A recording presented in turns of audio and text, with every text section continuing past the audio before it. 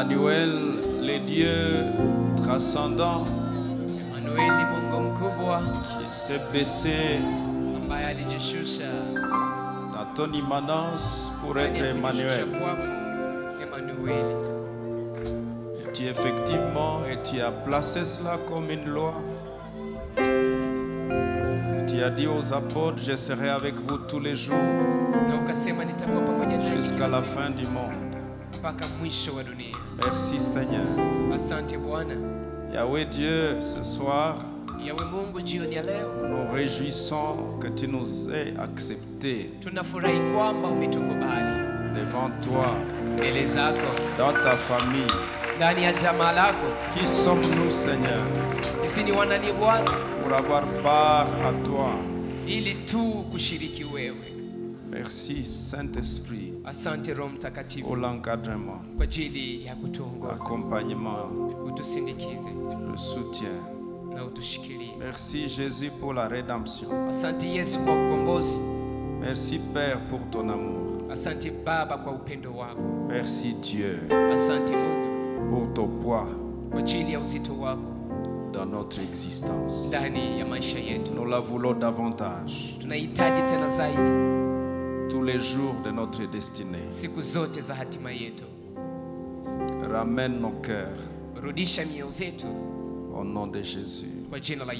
Amen. Amen. Alléluia. Amen. Alléluia. Amen. Tu peux m'aider à accueillir un voisin?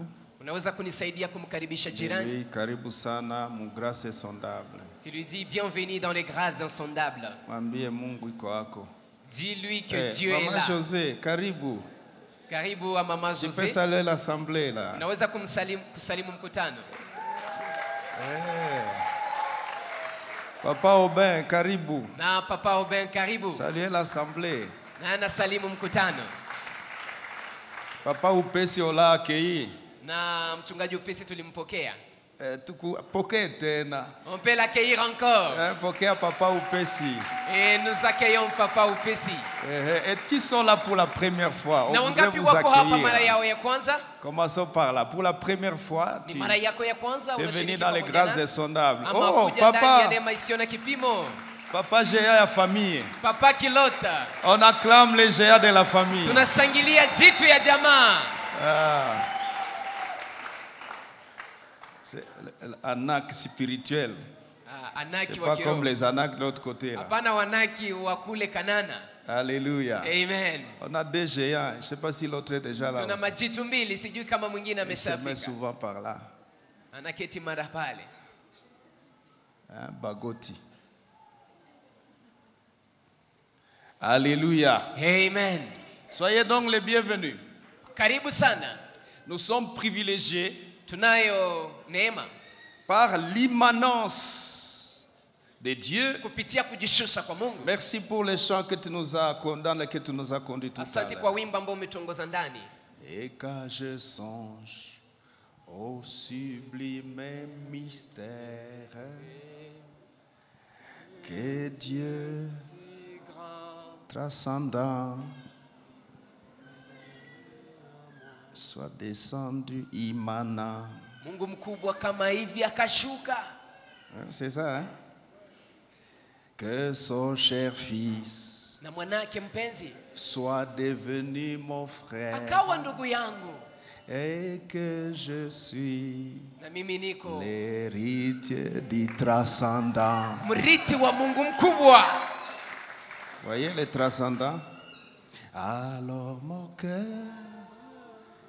redit la nuit, les jours, que tu es bon, ô Dieu d'amour. Alors mon cœur redit la nuit, le jour, que tu es bon, ô Dieu d'amour. voyez, quand nous adorons Dieu, Seigneur, tu m'aimes. Oh, toi aussi tu es arrivé. Abudu Mungu. Naye Accueillons amefika. celui-ci aussi. Tumpokee maajabu. Maajabu, Jesus. ça fait 6 mois qu'il est à Kinshasa. Inakuwa miezi 6 iko Kinshasa.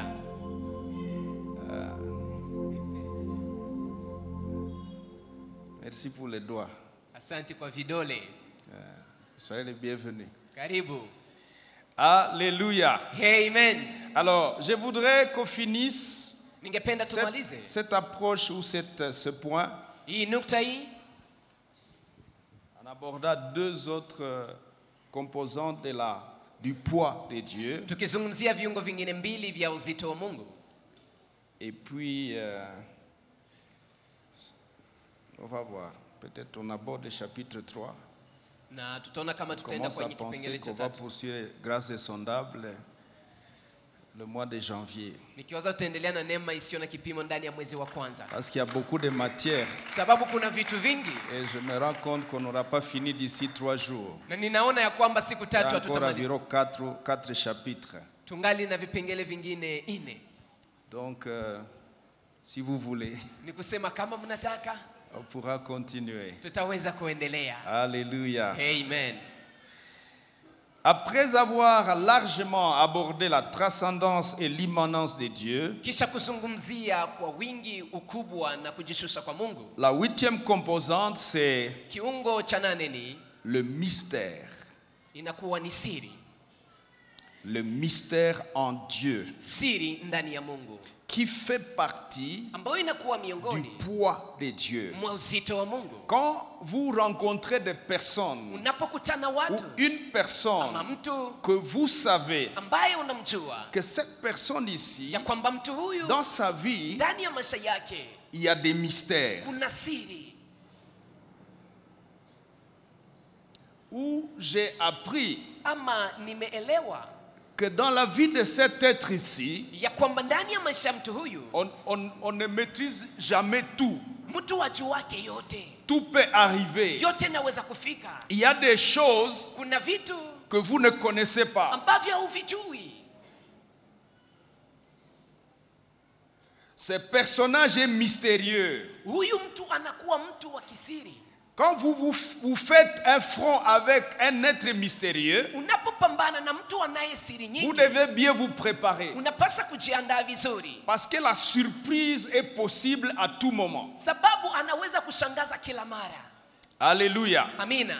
Et ça, Na hii ça fait partie de la composante poids de Dieu. inakuwa miongoni mwa viungo vya uzito wa Dieu Mungu. pèse Mungu ana uzito par le facteur mystère kupitia hii kiwango chake cha de siri son être. cha utu wake. Il est mystère. Yeye ni siri. Déjà, de par tout ce qu'on vient d'aborder, de partager depuis le début, Kutokea yote ambayo tumezungumzia tangu mwanzo, si tu rassembles ces choses ukikusanya mambo haya dans un même panier, ndani ya kitunga kimoja, tu vas te rendre compte utagundua ya que kwamba c'est Dieu comme ça, Mungu kama na est huyu mystérieux en fait. ni wasiri. Comment on peut vivre avec Dieu comme ça? Namna gani waweza kuishi na Mungu kama na huyu? Je pense que Nafikiri kwamba Satan, shetani, et Jacques a raison, na Yakobo anayo quand sababu il dit, anaposema le diable aussi croit et il tremble. ya kwamba shetani naye anaamini na anatetemeka. J'imagine que lorsque Satan essayait de monter son complot de coup d'État, Naona shetani akiandaa njama yake ya quelque kupindua chose mamlaka ya lui Mungu. avait échappé. Kuna kitu ambacho hakuelewa vizuri. S'il aurait dû être avisé Angepaswa kuarifiwa que le Dieu que tu adores ya kwamba Mungu ambaye est un unamwabudu, mystère, yeye ni siri. il allait éviter de commettre sa bêtise. Angepaswa kuepuka kufanya kosa yake kubwa. En tout cas, il allait éviter. Angepaswa kuepuka. Mon frère, Ndugu yangu, si tu comprends que Dieu est un mystère, ukielewa ya kwamba Mungu ni siri, tu peux faire un effort d'éviter de l'offenser. unaweza kujikaza yako yote usimkosee, Parce que tu ne sais pas ce qui peut arriver. sababu haujui ni nini naweza kufika. Le Dieu que tu offenses, si tu décides d'offenser, Mungu ambaye unaamua kumkosea, tu ne sais pas. haujui. Il est mystère. Yeye ni siri. Il est mystère en punition. Yeye ni siri ndani ya namna yake. Il est mystère en châtiment. Ni siri ndani ya namna Mais yake. il est aussi mystère positif. Lakini anakuwa pia siri ndani ya mambo mazuri. Yamaanisha, lorsque nous nous approchons de lui tunapokaribia kwake avec une véritable repentance pamoja na toba ya et kweli, que nous espérons qu'il va nous donner une chose, na kwamba tunatumaini atatupa kitu comme kimoja. il est mystère, Jinsi yeye nous ni nous siri, attendons aussi aux autres choses qu'il peut nous donner. tunangojea pia vitu Parce qu'il vingine est anavyoweza mystère. kutupatia sababu yeye ni siri.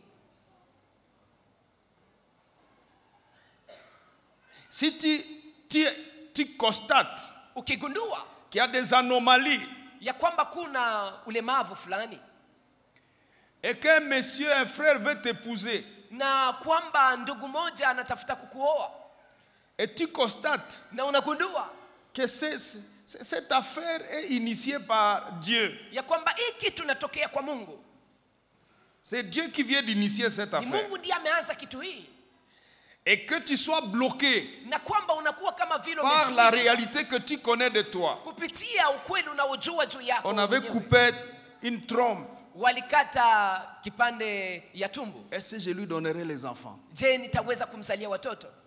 On m'a déjà opéré 2 fois de myome. Wamesha kunipasua mara Est-ce pili. que ça sera possible? Je, itawezekana nizae? S'il est vrai que c'est Dieu qui initie cette affaire, Kama ni kweli ni Mungu ndiye ameanzisha kitu hicho, tu peux y aller à te rappeler qu'on nous a enseigné qu'il unaweza est ingia un ndani mystère. ukikumbuka ya kwamba Mungu Si ametufundisha Dieu Mungu ni siri. décide Kama Mungu anaamua de me donner cet homme, kunipatia huyu mtu, huyu mwanaume,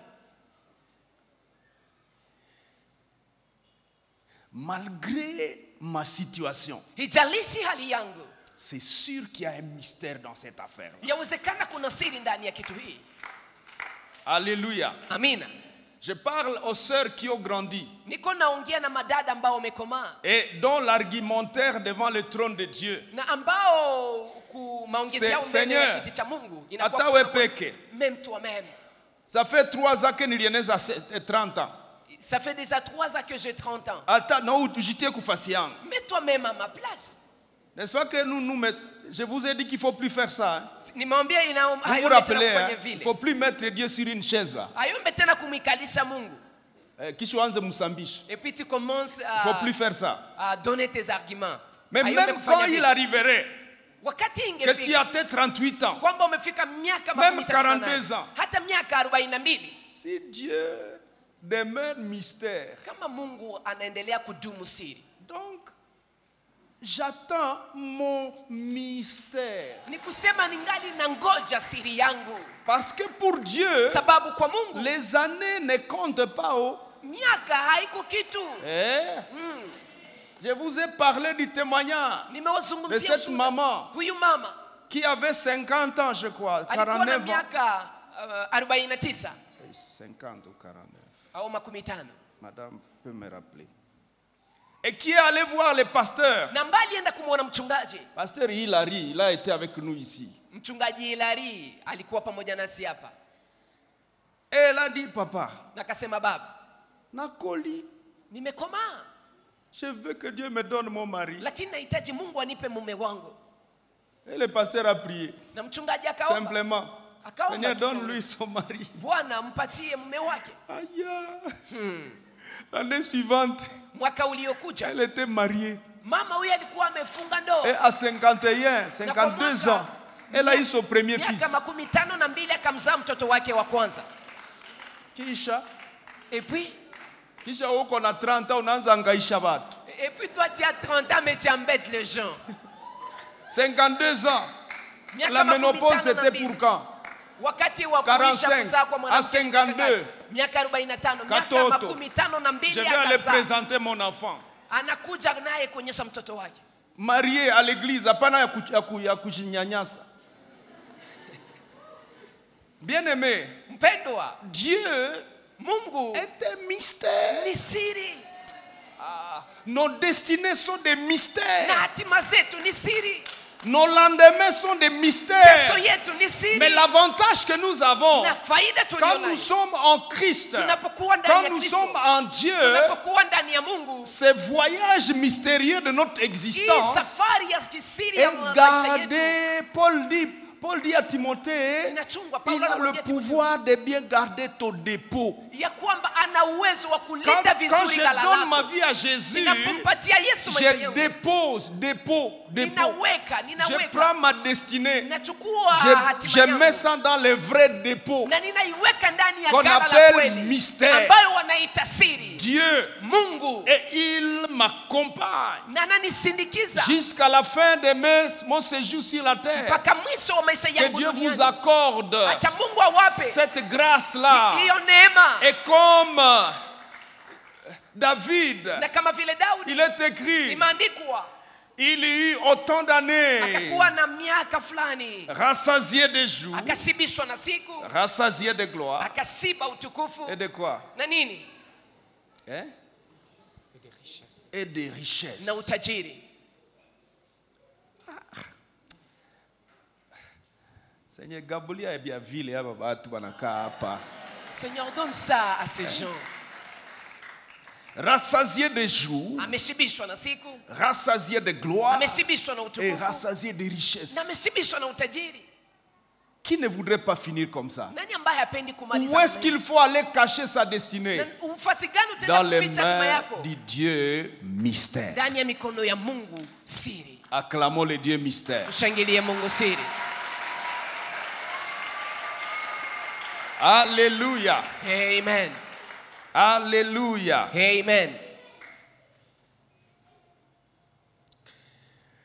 Le mystère à Dieu, Siri ndani ya c'est Mungu ce qui paraît contredire la raison humaine. ni ila ambayo inakuja kama vile kuonyesha ya kwamba akili ya wanadamu haiko Ça kwenye mstari. contredit la raison humaine. C'est-à-dire, nous sommes kusema, trop raisonnables et c'est bon. Il faut être Tunakuwa raisonnable kufikiri dans la vie. sana ni vizuri, Mais préparons-nous lakini tujiandae parce que sababu quand Dieu commence à mettre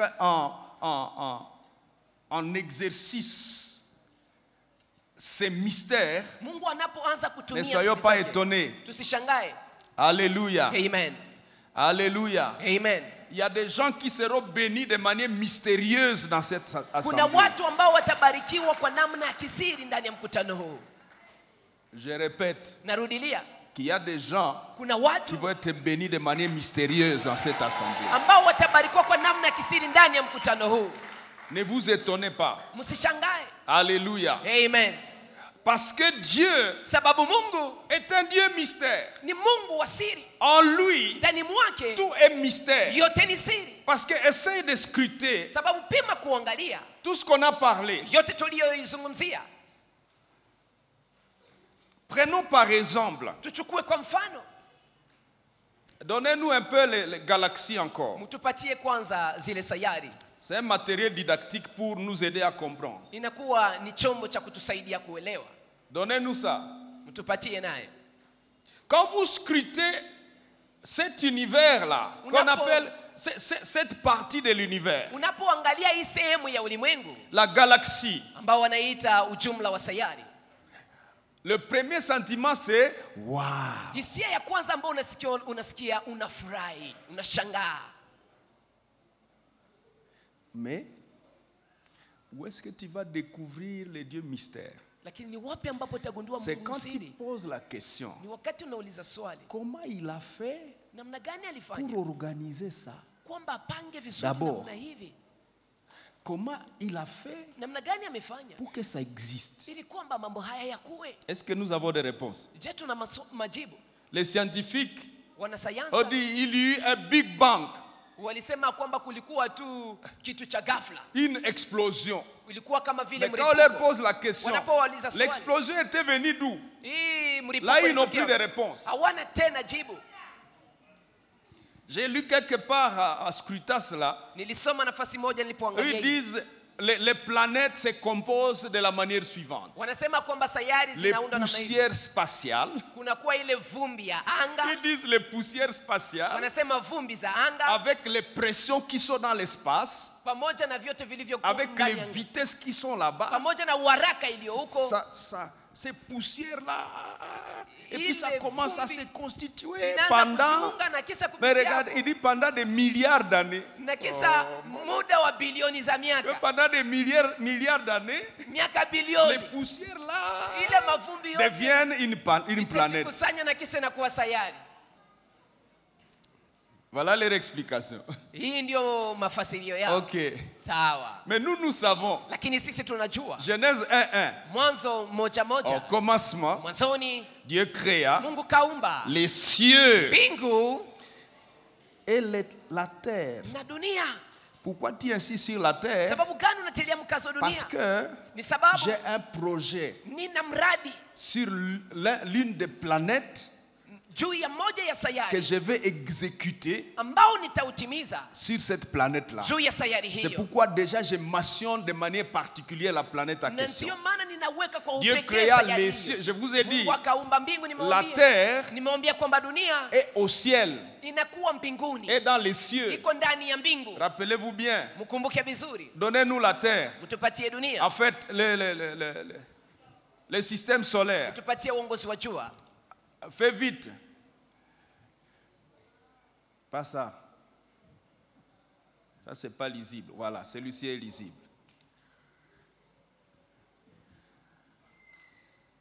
La terre, vous avez vu la terre? Dunia, si mumeona dunia? Vous constatez que ça fait partie des choses qui sont au ciel. Unaona kwamba ni miongoni mwa vitu vilivyo ndani ya mbingu. Donc, il n'y a pas la terre ici. Ni kusema hakuna dunia hapa. Maintenant, quand nous levons les yeux, Na kisha tunaponyesha nous macho voyons les cieux. tunaona mbingu. La terre elle-même Dunia yo yenyewe est dans les cieux. iko ndani ya mbingu.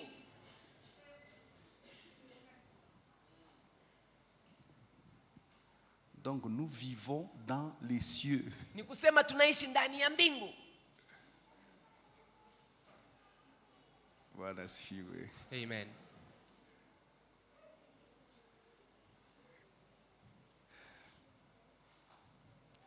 Quand vous vous demandez, Seigneur, Unapojiuliza dans Bwana, une seule phrase, kwa msemo tu mmoja il est écrit, imeandikwa, tu créas la terre et les cieux. ukaumba mbingu na dunia.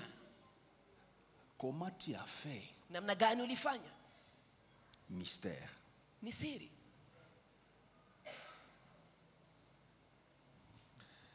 Est-ce qu'on peut tourner la page et dire, Seigneur, Je, tunaweza D'accord. kupita ukarasa na tu tuseme avais Bwana, fait des mystères à ce moment-là, ndio ulifanya siri kwa wakati huo, mais aujourd'hui tu fais plus de mystères. lakini leo haufanye tena mambo ya siri. Est-ce qu'on va manquer de mystères dans notre vie? Je, tutakosa siri ndani ya maisha yetu? Il y a quelqu'un qui a vécu des mystères, n'est-ce pas? Kuna mtu ambaye aliishi ishara ama Déjà, siri. moi-même, je suis un mystère. Mimi mwenyewe ni siri. Bwana asifiwe. Amina. Toi aussi, tu es un mystère. Wewe pia ni siri. Et quand tu regardes ton parcours, Na unapoangalia safari yako, tu fais des calculs, tu vois, tu strusses, unafanya tu hesabu, regardes, tu constates, tu unaangalia, dis, unagundua, unasema hii ni miujiza ndio mystère. siri ama Hii ni ishara. siri. Comme mystère hii. Si on prend un individu parmi nous, dit, viens raconte-nous ta vie. Tukichukua tu mtu mmoja akuja tuelezee maisha yake On hapa, va trouver des mystères partout. tutakuta ishara na siri mahali pote.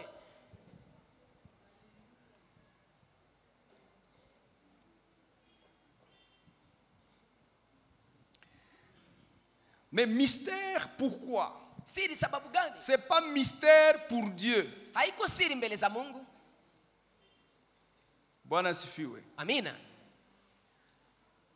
C'est pas un mystère pour Dieu, Mbele za Mungu sio mais siri, c'est mystère pour l'homme. lakini mbele za mwanadamu ni siri. Parce que maana haijulikani. l'intelligence de Dieu est suffisante Sababu akili ya Mungu pour inatosha comprendre ce qu'il fait. kwa kuelewa anayoifanya, Les capacités de Dieu sont suffisantes na uwezo wa Mungu pour faire ce unatosha qu'il veut faire. kwa kufanya ile anayotaka kufanya, Mais l'homme lakini mtu est limité. anakuwa anazuizwa na mipaka. Mystère. Siri. Pourquoi je suis géant comme Papa Kilote? Sababu gani mimi ni jitu kama vile Papa Kilot? Pourquoi toi tu es chétif comme ça? Sababu gani wewe unagonda Qui hivi? a l'explication? Nani ambaye anaweza kufasiria? Oh non, les chromosomes ou les quoi? Vous Oh, allez mais expliquer vous- quoi? l'ADN de ses parents. Oh, ADN Bon, ya et d'où est wazazi venu wake. cet ADN l'ADN de ces gens-là? Papa Kilote. Si ukopeshe kwa ADN yako tufanye bajea basi. Donne-nous sur ton ADN et que nous devenions aussi Qui a des géants. créé l'ADN yako yenye wewe yako hiyo? Qui a Ton fait ADN ça? là, nani alifanya? On se va dire c'est mon grand-père, tu vois, Utasema mes ni babu grands-parents, yangu, tout mababu ça. zangu. Ok, qui a donné à tes grands-parents cette sorte d'ADN Sasa et a nani privé ça aux autres? wababu zako ile ADN? Et pour quelle raison? Sababu gani? Mystère. Ni siri. Regarde, je vais vous faire rire d'un autre petit mystère. Acha nitawachekesha na siri Je nyingine. vois un ami à Kinshasa. Naona rafiki moja Et quand Kinshasa, je fouille ses photos, napoangalia picha zake, je vois une petite fille mince là dans la photo. naona binti mwembamba sana ndani ya picha, kwenye picha. Et puis mon cœur dit, ça là c'est qui? Na moyo wangu nasema huyu Et ni je nani? demande au propriétaire de la photo. Naambia Il mwenye essaie de ile picha, m'expliquer. Est-ce que je peux écrire à cette personne? je naweza kumwandikia Comment on écrit à une personne qui est dans la photo? namna gani utamwandikia mtu ambaye yuko kwenye picha? Et elle est devenue ma femme. Na huyu ule amekuwa mke wa mchungaji. 6 ans après, Miaka 6 baadaye, fiançailles de 6 ans. uchumba wa miaka Je 6. ne vous conseille pas ça. Hein? Mimi siwashauri kufanya hivyo. Mais pourquoi ça prend du temps? Lakini sababu gani inachukua muda? Kwa nini habidake? Pourquoi ça ne tient pas d'un coup? Et puis pourquoi? Bon, voilà. 6 ans. Miaka 6. Mystère. Siri. Et puis 6 enfants. Na kisha ana watoto 6 sasa. 3 fils, 3 filles. Wana 3, binti 3. Mystère. Siri. Quelqu'un pouvait expliquer ça? Je mtu angeweza Et kufasiria bon, hii? Joville, frère, tu vas aller à Kinshasa, tu Oh, vas chercher ndugu, un garçon tenda qu'on appelle Kinshasa, Stone, utatafuta kijana quelque ambao part wanamuita là, et puis Stone, après, na kisha- et puis tu vas lui montrer une photo, kisha utamuonyesha amène-lui picha, cette photo, et puis mpelekee après il va picha, regarder na dedans, kisha et puis il va ataangalia choisir une ndani, des na photos, une des atachagua filles qui sont picha, dedans. mabinti Et ambao puis, wako kwenye c'était picha. une photo de la chorale. Ilikuwa ni picha ya C'est kwaya. chorale Yves. Si kwaya tu. Kisha kale kadogo mu photo. Et puis celle qui était mince, je dis sur la photo. Mystère. Siri. Acclamons le Dieu mystère. Tushangilie Mungu siri. Mystère. Mon mystère. Siri yangu. Je l'aime. Nampenda. Yahweh mystère. Yahweh siri. Alléluia. Amen. Ce qui est bon avec ces dieux mystères, Inayokuwa nzuri pamoja na Mungu siri huyu. ces mystères sont agréables quand il vient dans son immanence vers nous. Siri zake zinakuwa nzuri anapokuja ndani ya kujishusha kwake mbele Mais ces zetu. mystères sont terribles lorsqu'il est dans sa transcendance contre nos ennemis. Lakini siri hizi zinakuwa za hatari wakati iko ndani ya ukubwa wake akipiganisha maadui zetu. Regardez ce texte. Sasa angalia andiko hili. Deutéronome, Kumbukumbu la Torati. chapitre 7, versets 7 à 15. Sura 7 mstari wa 7 hadi 15. Deutéronome, Kumbukumbu la Torati. chapitre 7, Sura 7 versets 7 à 15. mstari wa 7 hadi 15. Lisons ensemble. Tusome pamoja. 1, 2, 3. 1, 2, 3. Ce n'est point parce que vous surpassez en nombre tous les peuples que l'Éternel s'est attaché à vous et qui vous a choisi. Si mystère est il est. Sasa Est-ce que vous voyez ce mystère-là? Je mnaona siri hii? Ça dit, vous n'êtes pas spécial, mais l'Éternel vous a choisi. Ni kusema Mystère. nyinyi si maalum lakini Quels Bwana sont les amewachagua. calculs que tu as fait, Seigneur, pour me Ni choisir? hesabu gani C'est toi qui umezifanya sais. Bwana ili kwamba unichague? C'est toi qui sais. Wewe ndio unajua.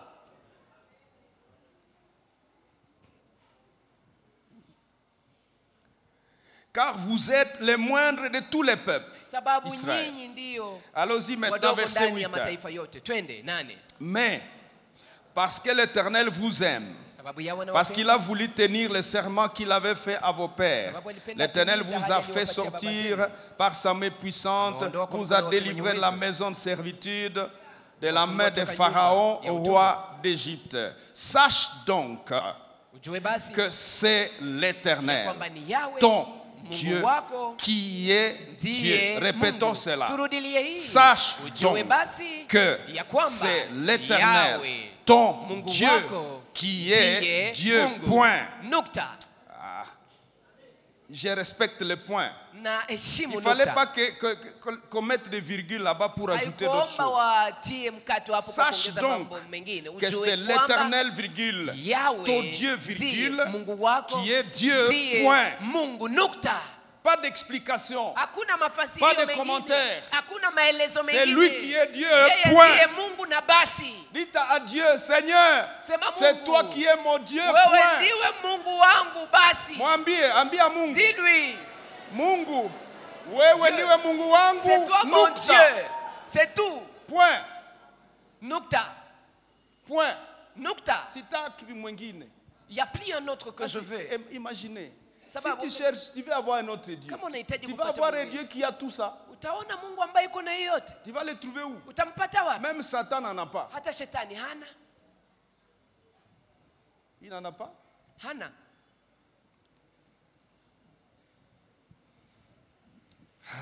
Verset 9.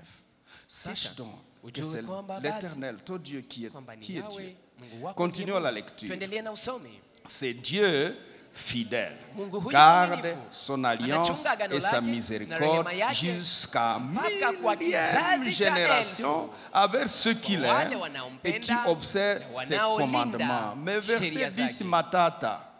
10 ni hatari. Mais, Lakini allez-y verset 10. Mais Twende il pamoja. use directement des représailles. lakini anawashambulia kwa ghafla. Ah.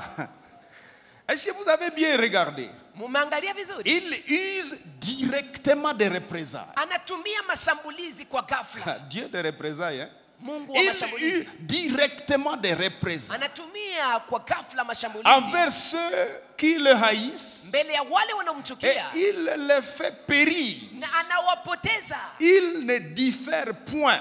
C'est-à-dire, il ne adosake. Hapunguzake Il ama ne diffère point hapeleke kwa mbali envers celui qui le hait. Il malipizi ya ule use anayemchukia. dans un même verset. Hein? Dans un même verset. Ndani ya ile shairi Il use directement des représailles. anawashambulia hapo hapo.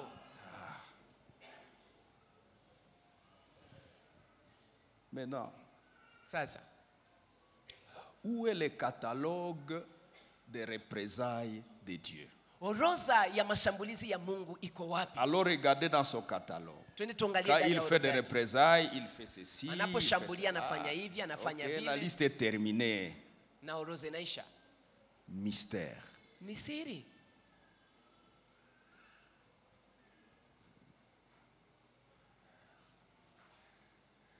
Ce qui est heureux pour nous, Inayokuwa nzuri kwetu lorsque nous avons réussi à pénétrer sa famille et sa maison, ni kwamba wakati tumeingia ndani ya nyumba yake, ndani ya jamaa et lake, que nous faisons partie de lui comme ceinture, na kwamba tumekuwa miongoni mwake kama vile mkaba. celui qui le hait, Anayemchukia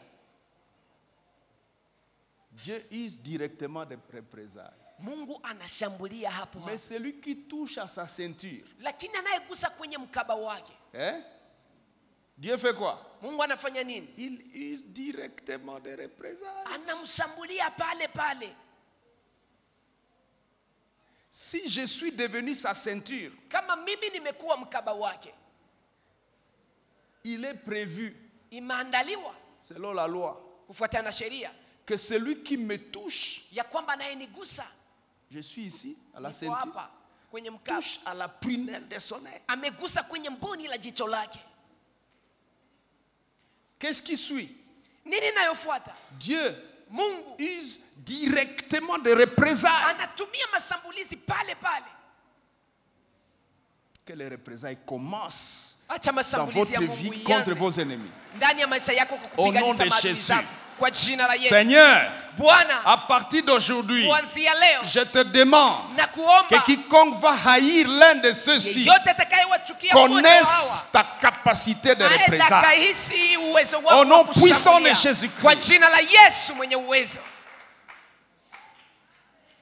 Vous savez, Unajua, en tant qu'enfant de Dieu, kama vile le watoto wa Mungu, monde doit s'exercer à nous respecter. ulimwengu inapasha zoea kutuheshimu. Ils doivent apprendre à nous respecter. Wanapasha kujifunza kutuheshimu. Merci Seigneur. Asante Bwana pour les représailles qui sont en marche. kwa ajili ya mashambulizi ambayo Oh, yako les yanatumika. sorciers venus de Kwilungongo. Oh, mchao sijua alitokea wapi. Il est bouchao ya bapende. Lui, il est venu avec la sorcellerie des Pende, De basakata. des Basakata. Vous voyez ce vocabulaire difficile là. Unaona ile misemo ngumu ile. Et quand on dit, hey, il faut faire attention. Na unaposema hapana Ça, ni c'est kufanya la angalisho. sorcellerie de basakata. Hapa ni uchao wa Basakata. On attend basakata. Uchao wa Basakata. On est fini. Ni Il tumeisha. use directement de représailles Anatumia envers ceux qui le haïssent kwa wale et qui haïssent ses enfants. wanaochukia watoto wake. Acclame le Seigneur. Shangilia Bwana. Alléluia. Amen. Oh, les sorciers de l'Inde sont venus. Oh, wachao wa India wamefika. Les sorciers du Japon. Oh, wachao wa Japani C'est wamefika. pas Attends, Ngoja. c'est lui qu'on appelle mystère. Wanayemuita siri. Réserve des représailles proportionnelles à chaque dimension de sorcellerie qui existe sur le globe. Anaandaa mashambulizi inayolingana na kila uchao ulio kwenye dunia. Il est écrit, Imeandikwa. ils viendront contre toi par un seul chemin Watakuja kwako kupiganisha et kwa njia fuiront moja. pas Lakini watakimbia kwa njia ce chemin. 7. Qu'est-ce qui se passe à ces Nini niveaux-là? inapitikana? Les représailles, Ni mashambulizi. chambardement. Na hapa wanakuwa ndani ya mchanganyiko. C'est pourquoi Na ndiyo maana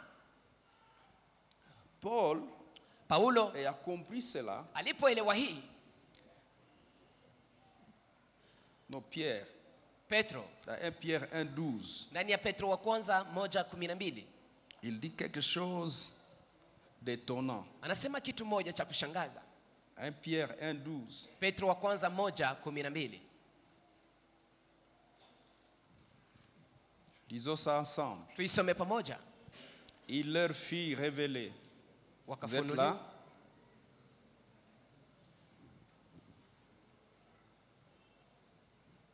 Commençons à 9. Tuanzie kwenye 9. Verset 10. Mstari Alors wa à 10. 10. Twende kwa 10. Alléluia. Amen.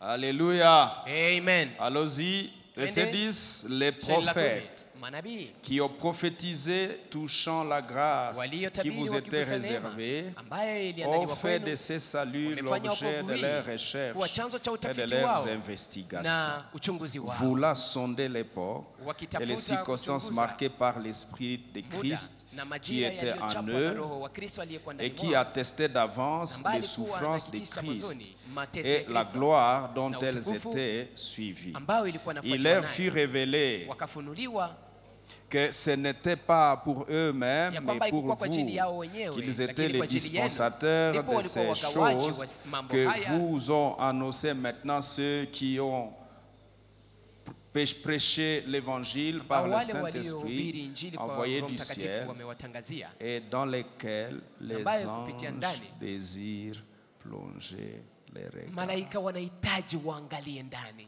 Donc, ces choses dont nous parlons Mambo haya ambayo tuko sont tunazungumzia des mystères même pour les anges. inakuwa siri hata mbele za malaika, Surtout l'immanence de Dieu zaidi sana envers les humains. kujishusha kwa Mungu C'est mbele un za wanadamu mystère. inakuwa ni siri kubwa. Il faut des investigations. Il Wanafanya faut des utafiti, recherches. wanafanya Même utafiti. les prophètes du passé, Hata manabii ils wa ont fait wakati des wa kale recherches, ils walifanya ont fait utafiti. des investigations. Les anges, Malaika même pendant que nous parlons de ça hata maintenant, tunapozungumzia hii les anges sasa, sont au service de Dieu. Ils malaika sont wako ici. wanamtumikia Ils sont Mungu, en train wako aussi hapa. de nous écouter nao wako et de wanatusikiliza, dire, en fait, wako wanasema ce que tu parles là, unayoongea c'est hapo quoi? ni nini? Et ils cherchent à y plonger les regards. Na wanatafuta macho yao ione ndani. Alors quand nous faisons face d'un Dieu comme Sasa celui-là, tunapokuwa mbele ya Mungu kama na huyu, Bwana sifiwe, amina, c'est un Dieu mystère. yeye ni Mungu siri. Mystère. Siri. Dis à ton voisin, Ambia jirani yako, tu portes un mystère en toi. unabeba siri ndani mwako. C'est un mystère. Siri. Bwana sifiwe. Amen. Regardez Job chapitre 12 verset 22. Angalia Yobu 12 mstari wa 22. Il est écrit, il met en découvert ce qui est caché dans les ténèbres. Maandiko ya kwamba analeta kwa kuonekana ile ambayo inafichwa ndani ya giza. Dans Colossiens 1 26 27. Wakolosai 1:26-27. Il est écrit il est mystère caché depuis des siècles, Maandiko siri iliyofichwa tangu siku za zamani, mais qui s'est révélé dans les temps qui sont les derniers. lakini ambao umefunuliwa kwa wakati wa mwisho. À qui Dieu a voulu faire connaître quelle est la glorieuse richesse de ces mystères parmi les païens, savoir Christ en vous, l'espérance de la gloire. Donc Christ s'appelle Kristo mystère. ndani mwenu ni tumaini la utukufu. Ni kusema Kristo anaitwa siri. Mystère. Siri. Nous adorons un mystère. Tunamwabudu Alors siri. armez-vous, hein? Armez-vous.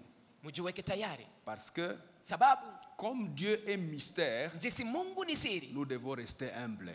tunapaswa nyenyekea. Parce que nous n'aurons jamais fini d'apprendre de Sababu lui. Je hatutamaliza m'adresse aux kujifunza juu serviteurs qui yake. sont ici. Ijalishi watumishi wake ambao wako hapa. Quand Dieu t'amènerait dans la connaissance de la parole, dans l'expérience de la puissance, des mystères de Dieu, Naongea na watumishi, wakati Mungu atakupeleka Reste ndani ya kujua humble. siri za Mungu, baki mnyenyekevu. parce que tu ne sauras jamais, et Sababu puis jamais, hautajua, sema kamwe, maîtriser hautajua kamwe un Dieu mystère. kumjua Mungu ambaye ni siri.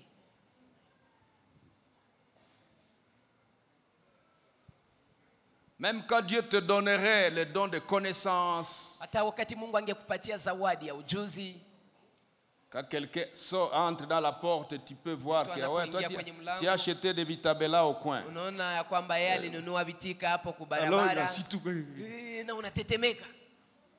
on a l'impression que c'est un Dieu qui parle. Unafikiria kwamba C'est ni un Mungu ndiye être humain, anaongea. ça Ni s'appelle mwanadamu. don spirituel. Inaitwa zawadi ya roho.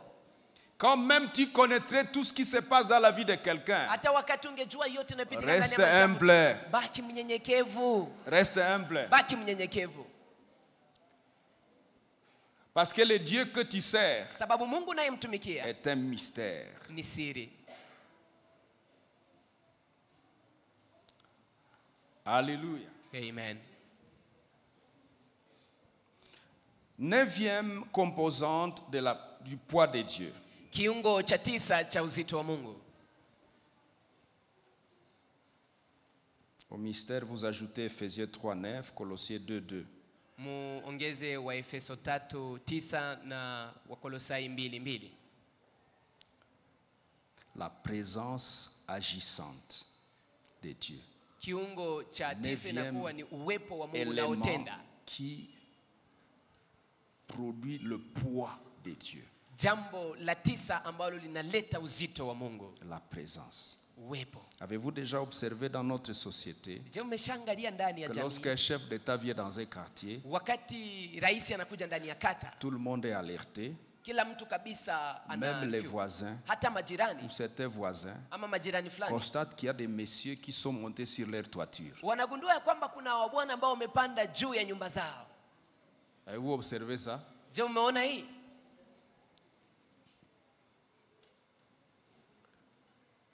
Et s'il veut acheter une parcelle à côté de ta parcelle, Na kama anahitaji kununua kiwanja pembeni ya kiwanja, prépare-toi parce qu'il va t'exiger aussi de lui vendre ta parcelle parce qu'il faut de l'espace. ujitayarisha, sababu na watu akushurutisha Sa ununue, présence. akununulie Sa kiwanja. présence exige Sababu que uwepo les gens wake soient suffisamment éloignés. unashurutisha kwamba watu wawe La mbali naye. présence d'un être humain. Hii ni uwepo ya mwanadamu.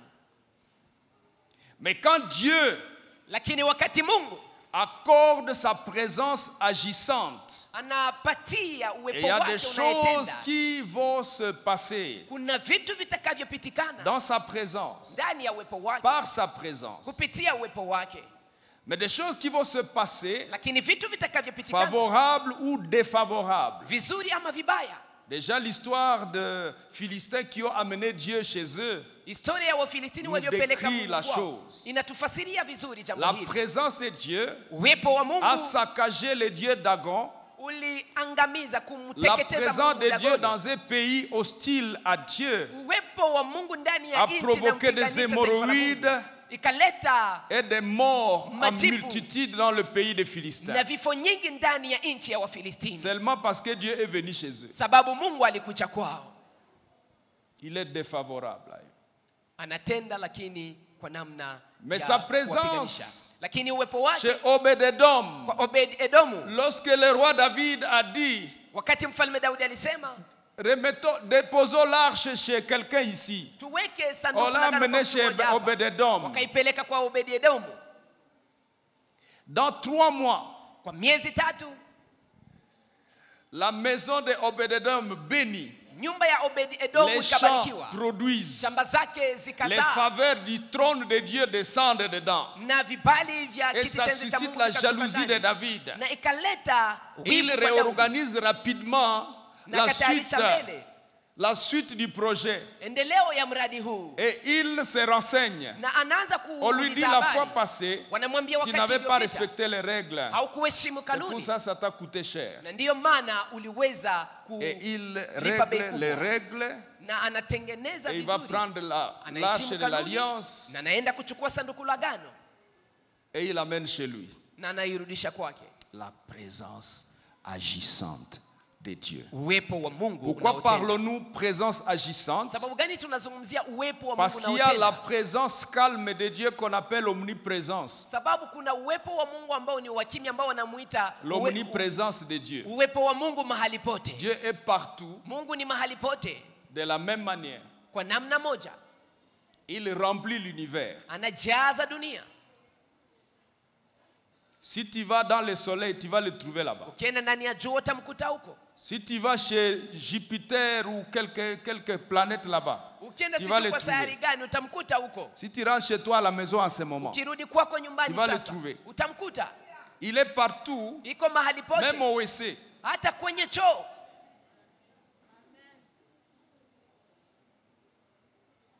Il est présent. Iko nafasi yote. Mais nous parlons de l'élément qui fait son poids. Lakini tunazungumzia jambo linalofanya C'est la uzito wake. présence agissante. Inakuwa ni uwepo wake En bien unaotenda favorable ndani ya mema ou en mal ama défavorable. ndani ya mabaya. Quand Dieu est quelque part Wakati Mungu iko nafasi et fulani qu'il est agissant, na kwamba iko natenda, tout le monde tremble. kila mtu anatetemeka. Tout le monde tremble. Kila mtu anatetemeka. Alléluia. Amen. Alléluia. Amen. Psaume 139, verset 7. Zaburi 139 Il est mstari wa écrit, 7, où imeandikwa, irai-je loin de niende ta wapi face? mbele ya uwepo Où wako? fuirai-je loin de Nitakimbia ton wapi esprit? mbele ya roho yako? Dans Nombre chapitre 14, verset 34, il est écrit, Hesabu 14:34 imeandikwa, vous saurez mtajua ce que c'est que d'être privé de ma présence. ni nini ndiyo kukosewa na C'est que uwepo même wangu. Dieu comprend que sa kusema, présence est importante. Mungu anaelewa ya kwamba uwepo wake ni wa maana. Il dit, vous saurez Anasema mtajua ce que c'est ni nini ndiyo que d'être privé de kukosewa ma présence. na uwepo wangu. Seigneur, offre-nous ta présence Bwana utupatie, ututolee dans uwepo cette wako église, ndani ya kanisa dans hili, nos familles, ndani ya jamaa zetu, dans nos carrières, ndani ya kazi dans zetu, nos professions. ndani ya kazi zetu. Nous saurons Tutajua ce que c'est que ni nini ndiyo d'avoir sa présence. kukuwa na uwepo wake. Si ceux qui ont péché Kama wale waliofanya savent wanajua ce que c'est que d'être privé de sa présence, ni nini ndiyo kunyimwa ama kukosewa na c'est-à-dire uwepo wako, malheur et tout ce que vous pouvez yamaanisha imaginer, ole na yote ambayo nous unaweza autres, kufikiria. Na sisi nous wenyewe, saurons sisi tuko c'est que c'est que d'avoir sa présence tunajua ni nini ndiyo kuwa na et uwepo ce que wake ça implique comme avantage. na ile ambayo inaleta kama vile faida. Si quelqu'un nous touche Kama mtu et touche anatugusa, la prunelle de l'œil de Dieu, anagusa mboni la jicho la Mungu, qu'est-ce que je bénéficie ninafaidia de nini? la présence de Dieu? Ninafaidia uwepo wa Mungu. Alléluia. Amen. Alléluia. Amen. Dans le psaume 95, verset 5, Zaburi 95 mstari wake wa 5 il est écrit, quand imeandikwa l'Éternel se présente, ya kwamba wakati Yahweh les anakuja, montagnes s'effondre. milima zinashuka, Kinayayuka. zinayayuka. Il est écrit dans le psaume 14 verset 2. Maandiko ndani ya Zaburi 114 mstari wake wa pili. Quand Israël sortit d'une terre de barbares, Wakati Israeli toka ndani ya nchi ya wapagani, Israël fit son domaine. Israeli akafanya nafasi yake, Dieu eneo yake. choisit Israël Mungu akafanya comme son Israeli domaine. kama vile eneo yake, uwanja Je suis wake. devenu le domaine de Dieu. Nimekuwa uwanja wa Mungu. Alléluia. Amen. Son domaine. Uwanja wake. Il fit son domaine. Akakuwa uwanja wa Mungu. Dans Genèse 39 verset 2, Mwanzo 39 Joseph chez Potiphar, Yusufu kwa Potifari. il est écrit, Imeandikwa, et la maison de Potiphar na nyumba ya Potifari fut bénie ikabarikiwa à cause de la présence de ce jeune homme sababu ya uwepo wa kijana huyu qui a la présence agissante de Dieu. ambaye ana uwepo wa Mungu Vous unaotumika. voyez que ça peut être intéressant si chaque archoir ici devient un domaine de Dieu. Unajua unaweza kupendeza kila mwanamemba wa kanisa hili awe uwanja wa Mungu. Parce que partout où nous allons partir, Sababu mahali pote au tutakapokwenda, bureau, à la kazini, maison, nyumbani, en chambre, ndani ya dans les chumba, jardins, ndani ya bustani, dans les quartiers, ndani ya dans kata, un taxibus, ndani ya gari, les gens vont se sentir bien watu watajisikia vizuri à cause de notre présence. sababu ya uwepo wetu. Joseph, Yusufu tu es chez Potiphar, anakuja kwa c'est Potifari, général de l'armée huyu jemadari de wa jeshi l'Égypte. wa jeshi la Misri, au point que ce général l'a dit, kwa kiwango ambacho huyu jemadari à anasema partir de maintenant, kuanzia je sasa ne gère plus rien ici. sitaongoza Je chochote te tena hapa. donne la Ninakupatia gestion de wewe tout uongozi wa dans ma yote maison, ndani ya nyumba mes yangu, biens, tout, vitu vyangu sauf vyote ma femme. isipokuwa tu Faut mke pas toucher à wangu. ma femme. Hapana kugusa mke wangu, Mais fais de tout ce qu'il y a ici chez moi ce que tu voudras. lakini yote ambayo iko hapa kwangu ifanye jinsi unataka. Mais tu prends trop de risques, monsieur Potiphar. Si unachukua hatari kubwa, ewe Potifari. Ça serait des risques Ingekuwa ni hatari si c'est un Dieu inconnu. kama ni Mungu Mais asiyejulikana, comme c'est le Dieu d'Israël lakini jinsi ni Mungu wa qui est Israeli favorable, ambaye ni mzuri. alléluia, Amen. tout tourne à faveur de Potiphar. Na yote itaendeka vizuri kwa Que Dieu Potifari. t'accorde sa présence. Acha Mungu akupatie uwepo wake. Et vous pouvez imaginer le poids Na unaweza kuona hii de uzito Dieu dans la maison de wa Potiphar. Mungu ndani ya nyumba ya Qu'est-ce Potifari. que signifie que la présence de Joseph fait marcher les choses? Yamaanisha nini uwepo Ça wa signifie Yusufu inafanya kwamba mambo yaendelee? Que les éléments spirituels ou naturels Yamaanisha kwamba mambo ya qui kiroho ama ya compliquaient la kawaida vie chez Potiphar, ambayo yalikuwa yanasumbua Qui faisait maisha que kwa ça ne Potifari, marchait pas iliyofanya kwamba chez mambo Potiphar, yasiendelee kwa Potifari, lorsque la présence de Dieu est venue dedans, wakati uwepo wa Mungu les umekuja éléments ndani, spirituels mambo ya kiroho se sont tus yote yakanyamaza et d'autres sont partis ou quitté la maison. na mengine yakaenda yakaondoka La ndani ya nyumba. présence de Dieu pèse. Maana uwepo wa Mungu na uzito. Quand nous évoquons la présence de Dieu dans le culte, Tunapoita uwepo wa Mungu c'est ndani ya très ibada, important inakuwa muhimu sana, parce que la présence de Dieu va faire taire sababu uwepo wa Mungu les utanyamazisha autres voix. sauti zingine, Et la voix de Dieu seule va rester fonctionner ici. na sauti ya Mungu ayo yenyewe ndiyo itaanza La kutumika hapa. présence de Dieu va taire les autres esprits. Uwepo wa Mungu utanyamazisha mapepo, Et l'Esprit de Dieu na roho wa Mungu seul va opérer. ayo yenyewe ndiyo La itatumika. présence de Dieu va nous mettre à l'aise. Uwepo wa Mungu itatufanya kwamba tujisikie Elle apporte vizuri, l'atmosphère d'en haut, inaleta hali ya hewa ya l'atmosphère du juu, ciel. inaleta hali ya hewa ya mbingu. Vous voyez souvent les serviteurs de Dieu disent, Unaona mara je watumishi wa sens Mungu la wanasema, présence de Dieu ici. nasikia uwepo wa Mungu.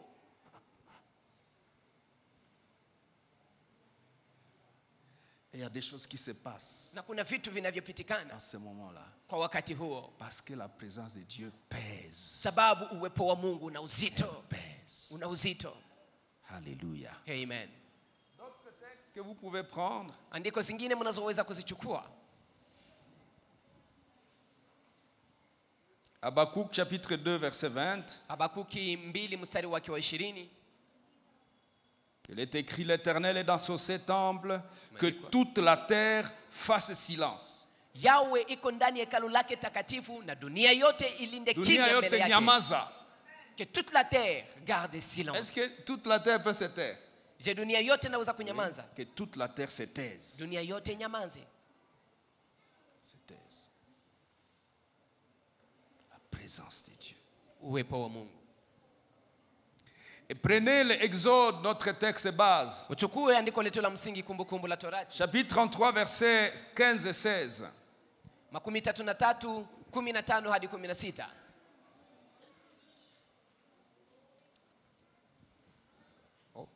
On peut lire ensemble. Unaweza kusoma pamoja? 1, 2, 3. 1, 2, 3. Moïse lui dit, Musa akamwambia, si tu ne marches pas toi-même avec nous, kama wewe mwenyewe ne utembee nous fais pamoja pas nasi, partie d'ici. usituondoshe, Hapana. usitutoshe hapa.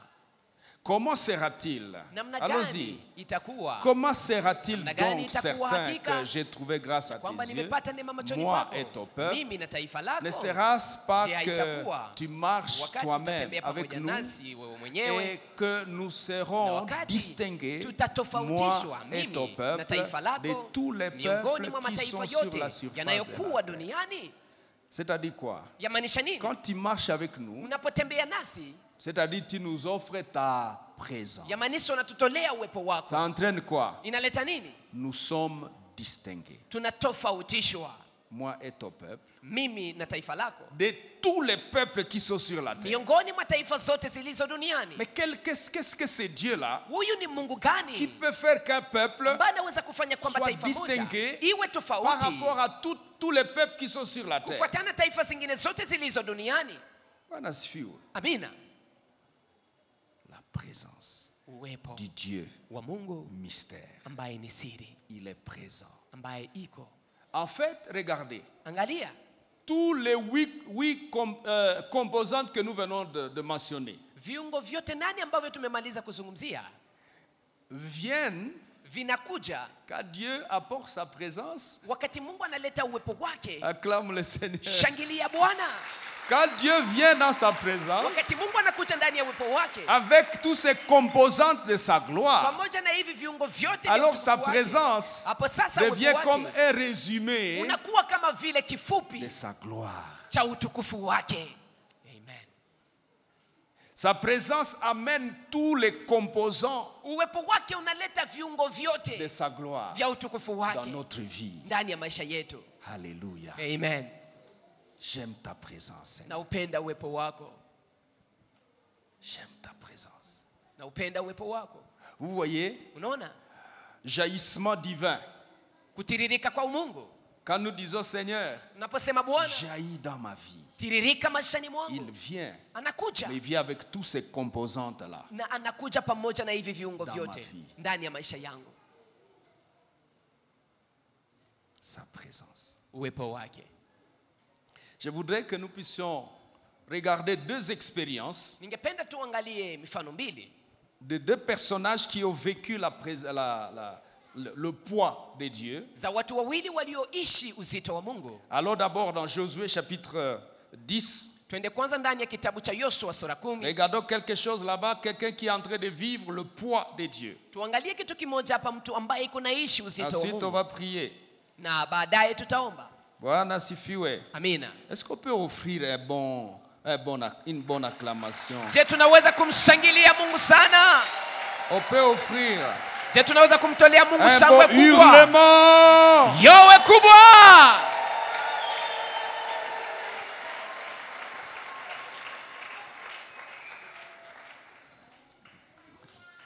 Vous savez, quand je suis en train de méditer sur ces choses Unajua ninapokuwa nikitafakari juu ya mambo et haya, le préparer, il y a nikiandaa, un sentiment dans mon cœur kuna hisia moja moyoni qui mwangu dit, ambayo inasema, c'est Mungu wa hivi.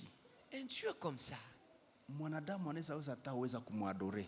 est-ce qu'un homme peut réussir Seigneur, même à si tutakuwa l'adorer? na kuadorer vraiment. Vous vous rendez compte que Je, mnagundua quand kwamba tu te mets à genoux, tu commences à adorer. wakati unapiga magoti unaanza kuabudu, Tu sens que ton adoration devient vide, quoi. unasikia kama mabudu Inakuwa yako ya iko bure. wazi. Il a quoi à bourrer. C'est rien. Ça vous est arrivé? Imewafikia? Tu commences Seigneur, je te loue, Unasema, Seigneur, je Bwana t'aime, nakuabudu, Seigneur. Bwana nakupenda, Par Bwana. rapport à ce que celui que nous adorons est, Kufuatana ile on ambayo sent yule que- tunayemwabudu iko, c'est trop peu de choses. nasikia kwamba ni mambo On madogo manque les sana. mots. Unakosa maneno. On manque les mots. nakosa maneno. Takushukuru namuna gani. Il a raison, c'est lui qui chante comme ça. Anayo sababu anaimba hivi. Takushukuru namuna gani. Nitakuabudu namuna gani. Nianzie wapi namuna gani. Mungu wangu mie Baba namuna gani. Nianzie wapi kumwabudu? Je vais commencer par où pour l'adorer? Je vais commencer Est-ce que vous vous rendez compte? J'aime nagundua hii. Aide-nous Seigneur. Tusaidie Bwana. Enseigne-nous à t'adorer. Na utufundishe kukuabudu. Ça pousse quelquefois à des adorations silencieuses. Mara inatusukuma kuabudu kwa siri. C'est-à-dire umekosa maneno. Tu as manqué de paroles. Et parfois à des adorations de larmes. Inakuwa inatuongoza mara kwa maabudu ya machozi. Unakosa kwa ujifanya. Tu manques comment faire. Parfois des adorations où ce n'est plus les Français qui comptent. Seigneur Jésus est adonné que, en effet, du fait que... Vous voyez, ces genres de phrases ne trouvent plus leur place. Ces phrases ont leur place quand tu ne connais pas Dieu. Seigneur, étant donné que je viens d'entrer dans l'église, du fait que tu m'as donné la respiration depuis le matin, nonobstant,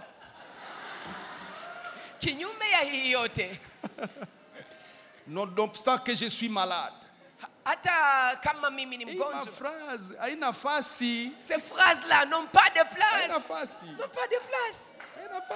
N'ont pas de place. Comment tu parles comme ça? Dieu, Mungu.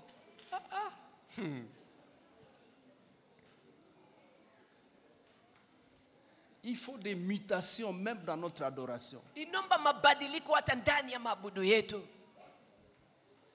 Nous devons nous exercer à adorer Dieu. Comme les Français aiment dire, à sa juste titre. Tunapaswa kujifunza kumwabudu Mungu kufuatana na kiwango chake. Seigneur, je viens t'adorer à ta juste titre. Bwana nakuja kukuabudu kufuatana na kiwango chako. À tes titres et qualités. Kufuatana na cheo yako yote. Ça va marcher.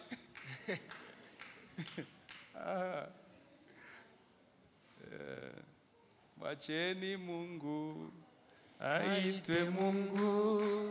Wacheni Mungu aitwe Mungu. Baba, acheni Mungu aitwe Mungu. Acheni Mungu aitwe Mungu. Maintenant, regardez ce texte-là. Sasa angalia andiko hili. À partir du verset 7, Josué chapitre 10. Yoshua sura 10 mstari wa 7. Je lis pour vous. Ninawasomea. Josué montant de Gilgal, lui et tous les gens de guerre avec lui et tous les vaillants hommes. L'Éternel dit à Josué, ne les crains point, car je les livre entre tes mains, et aucun d'eux ne tiendra devant toi. Josué arriva subitement sur eux, c'est-à-dire ses ennemis, après avoir marché toute la nuit depuis Gilgal. L'Éternel les mit en déroute devant Israël, et Israël leur fit éprouver une grande défaite près de Gabaon. Les poursuivit sur le chemin qui monte à Bethoro et les battit jusqu'à Azeka et à Makeda. Comme ils fuyaient devant Israël et qu'ils étaient à la descente de Bethoro, l'Éternel fit tomber du ciel sur eux des grosses pierres. Vraiment. Ok. Sawa. Dieu mystère. Mungu siri. Si tu as un Dieu comme ça, kama una Mungu kama na tu huyu, es en guerre. Uko ndani ya vita. N'est-ce pas qu'il nous arrive? Si inatufikia mara. Vous priez pour quelqu'un. Uko naombea. Et puis le souffle se termine. Na kisha pumzi inaisha. Unaenda ikala pale kucoin. Et tu vas t'asseoir. Et tu commences d'abord à respirer. Et tu dis au frère, Na unaambia wa ndugu, continuez avec la prière. Continuez, moi je souffle un peu.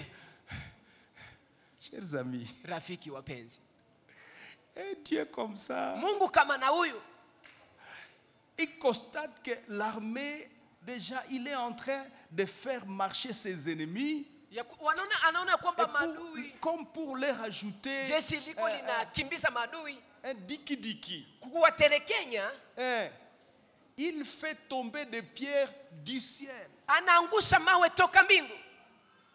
Est-ce que c'était sous la pluie? On ne sait pas. Des pierres sur les ennemis.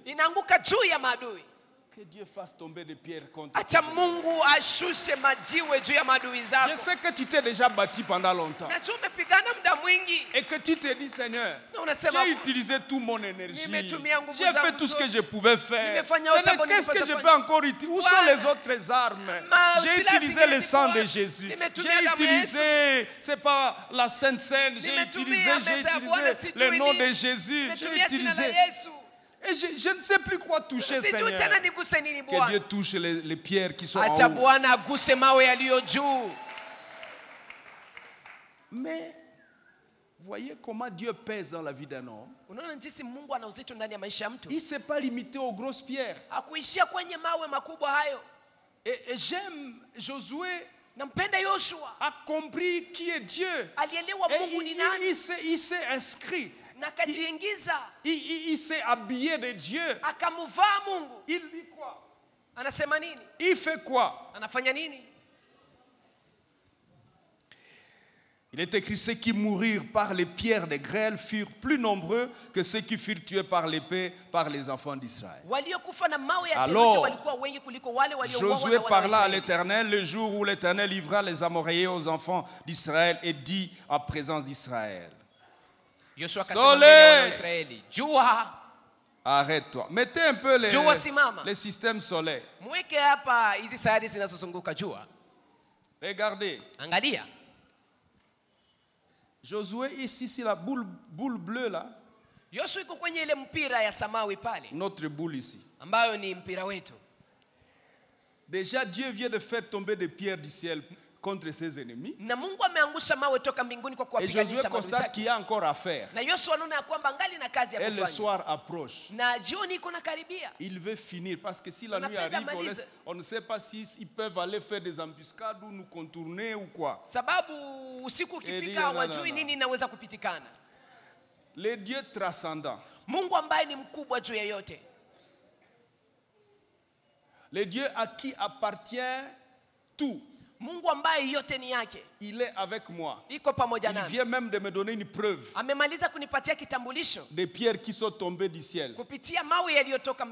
Il parle au soleil. Il dit: Soleil, voyez là où il est? Regardez bien. Josué, il est sur cette boule là, la petite. La bleue. Un être humain.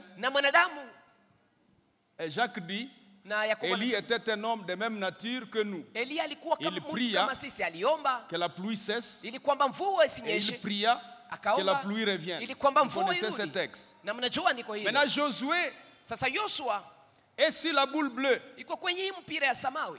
Il voit ses ennemis en débandade. Il dit: je vais finir avec eux parce que Dieu, quand nous avons parlé au début de la guerre, il m'a dit que je vais tous les finir. Il dit: ok, il risque de s'échapper la nuit. Il s'adresse au soleil. Soleil, tu t'arrêtes. Mais scientifiquement, il ne savait pas qu'il s'adressait à la terre sur laquelle il était debout. Et il est écrit, et le soleil s'arrêta. En réalité, la terre s'arrêta. Je vous ai expliqué la fois passée, la terre tourne autour du soleil. Quand une partie de la terre regarde le soleil, c'est la journée. Et comme c'était la journée chez Josué, dans ces parallèles après nous, Vous voyez?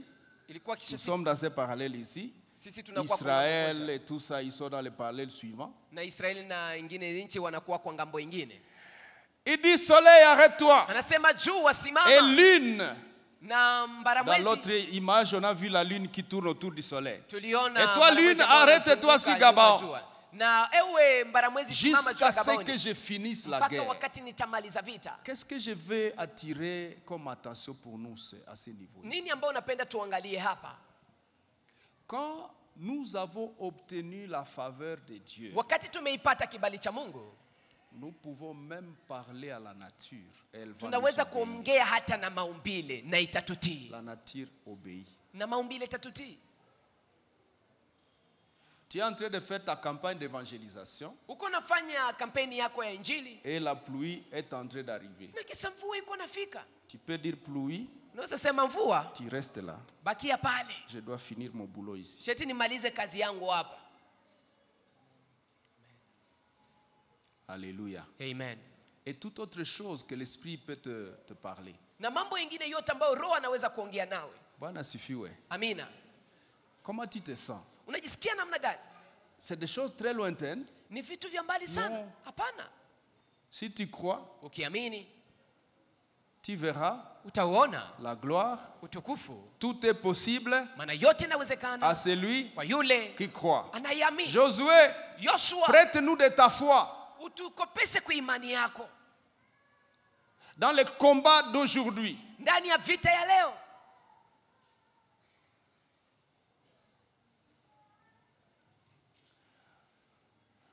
Ne vous étonnez pas lorsqu'il y a des guerres dans notre pays Msishangae wakati kuna vita ndani ya nchi yetu et que Dieu utilise des voies na kwamba Mungu que les anatumia. chrétiens demandent. Mungu anatumia njia ambazo Wakristo wanaomba. Est-ce que je parle à quelqu'un? Je, naongea na mtu? Dieu, Mungu il est transcendant. anakuwa mkubwa juu ya yote. Tout est arme. Na yote On ni l'appelle silaha. l'Éternel Wanamuita Bwana des armées. wa majeshi. Tout est arme pour Maana Dieu. yote ni silaha mbele za Mungu. Les humains sont armes pour Dieu. Wanadamu watu ni silaha kwa Les ajili ya Mungu. esprits sont armes pour Dieu. Maroho nazo ni silaha za Mungu. Tout est arme pour Na Dieu. yote ni silaha kwa La Mungu. création physique Uumbaji ambao est tunauona arme pour Dieu. ni silaha kwa Mungu. Même les créatures les plus infimes. Na hata viumbe Comme ambavyo les fourmis. vinakuwa vilemavu. Vous vous rendez compte que tu es au front Unaona huko kwenye et qu'une vita. mouche entre dans ton nez. Na kisha sasa nzi inaingia ndani ya pua yako. Mouche, Nzi. si tunapondaka tu mouche hivi pia, sasa kama imeingia humo ndani, Nous écrasons la mouche comme ça. unaendelea kutire ou bien unaacha kwanza? Et si la mouche est entrée maintenant dans ton nez, tu vas continuer à tirer ou tu t'arrêtes d'abord? On fait comment à ce moment-là? Unafanya namna gani? On dit aux voisins de Unaambia continuer jirani. à tirer. Yeye ndiye aendelee. Et si les mouches sont venues 10 000 Na kama nzi et ils sont zimekuja entrés dans elfu le kumi, nez, zimeingia ndani ya mapua. Amen. tous les soldats déposent les armes. Wanajeshi wote wataweka silaha pembeni. L'Éternel Bwana des armées. wa majeshi. Alléluia. Amen. Acclamons l'Éternel des armées. Shangilie Bwana wa majeshi.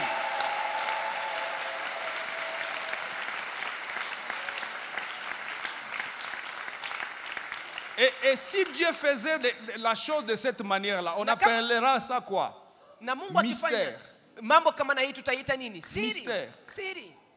Comme les pierres qui descendent du ciel Kama vile mawe yanayoshuka toka mbingu et frappent les ennemis de Josué. na zinapiga maadui wa Ces Yoshua. pierres ne tombent pas dans les arbres. Mawe hii haianguke ndani ya miti, Les pierres sont téléguidées. lakini mawe yanaongozwa. Aïe.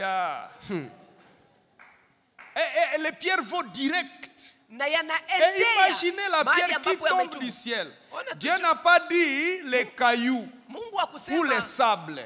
mawe Les kidogo pierres kidogo, lakini mawe qui kubwa pèsent kubwa. 10 kilos ou 50 kilos. Jiwe ambayo inakuwa na kilo 15. Et si ça tombe sur les ennemis de Josué, Ikianguka juu ya maadui ça wa vise Yoshua, de tomber au dos itatoa ou tomber sur les orteils. kwenye Sur la mgongo tête. ama kwenye vidole vya mguu, ni kwenye kichwa.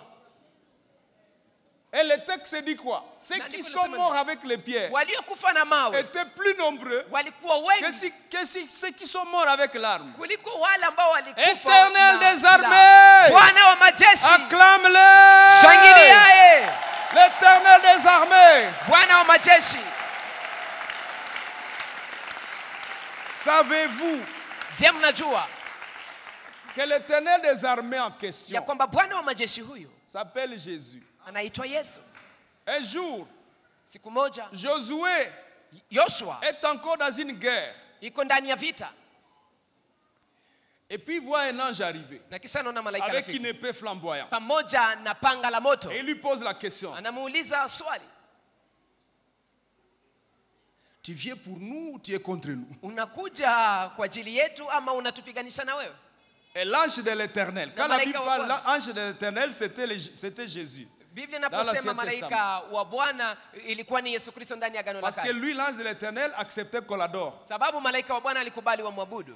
L'ange de l'éternel lui dit, Malaika wa Bwana je anamwambia, suis le chef de l'armée de l'éternel, je viens d'arriver. mimi ndimi jemadari wa jeshi la Bwana, nimemaliza kufika. Inakuwa msemo Il nzuri dit, na je penda. suis le chef de l'armée de Nasema mimi ndimi J'imagine les jemadari wa gestes qu'il fait à ce jeshi. moment. Naona jinsi anafanya kwa wakati huu.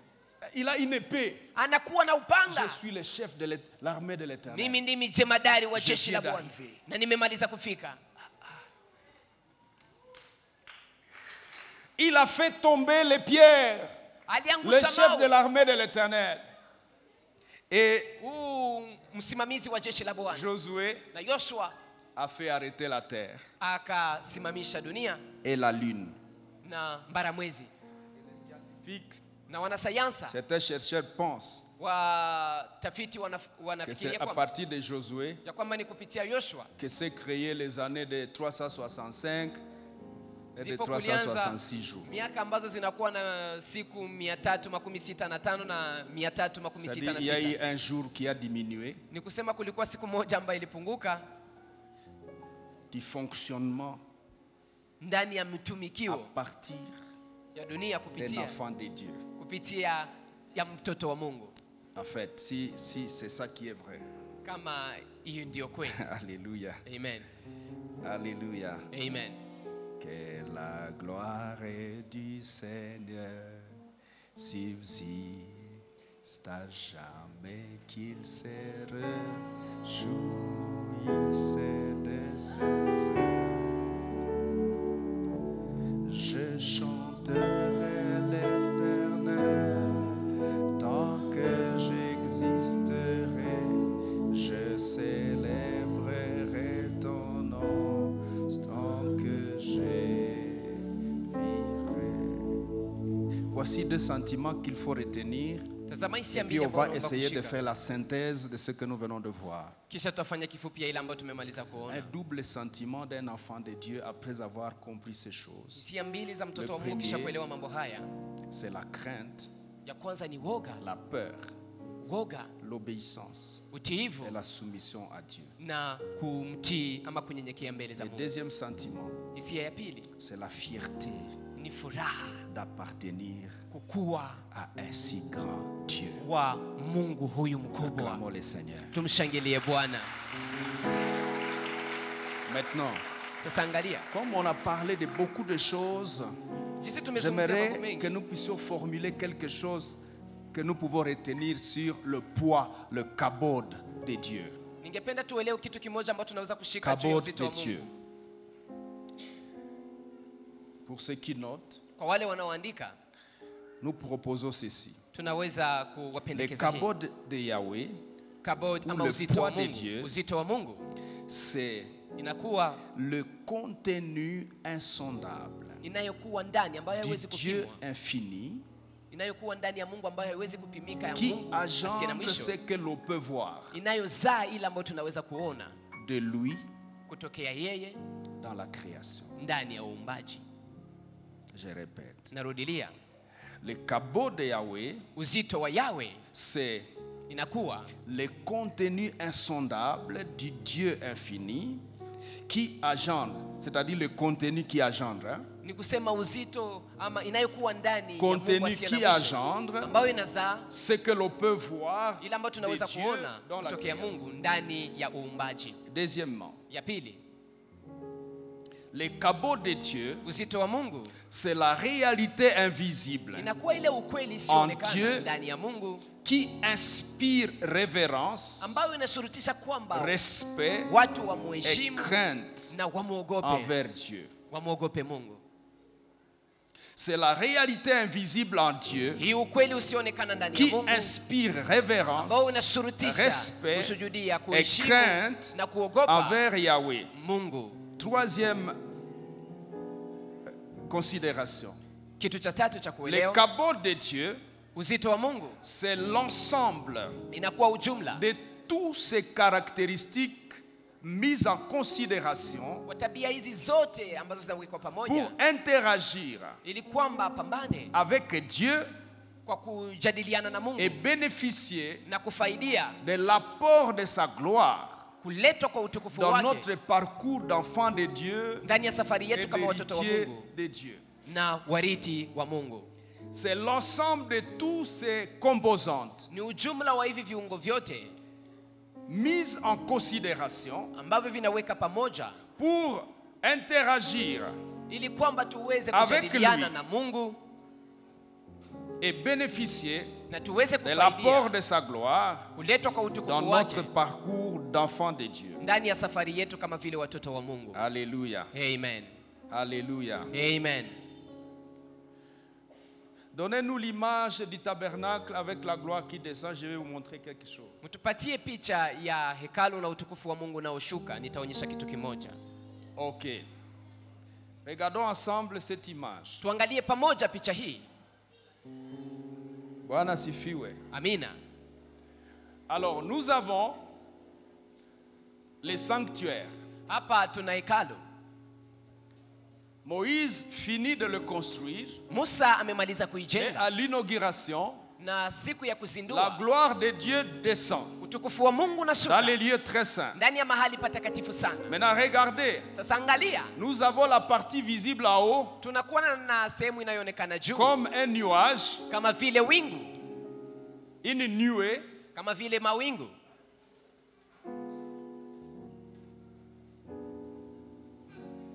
Mais il y a quelque chose Lakini kuna kitu d'insondable ambao huwezi là kupimika dans les lieux très saints. humo En ndani ce ndani ya mahali moment-là, patakatifu.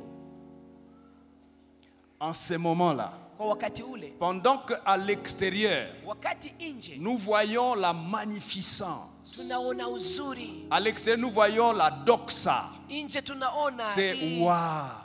hii utukufu wa Mungu. La gloire de Dieu vient de descendre. Utukufu wa Mungu umeshuka. Il y a une réalité insondable. Kuna ukweli ambao hauwezi kupimika Là-dedans. humo ndani.